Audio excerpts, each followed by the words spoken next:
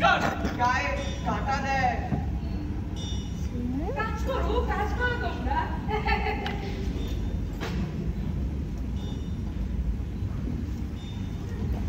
এই যে হীরা লেগে আছে পাথরের গায়ে, না দিবা অনেকে মহারাজ। আচ্ছা, এটা কে পেল? কত লোকে কাজ করে, কে পেয়েছে তাকে বলা যায়? যে পেয়ে থাকে এ তো রাজ সম্পত্তি, মজুরেরা তো আর হীরা পাবে না, ওরা মজুরি পায়। আর হীরা দিয়ে ওরা কি করবে? বানরের গলায় মুক্তার হাত।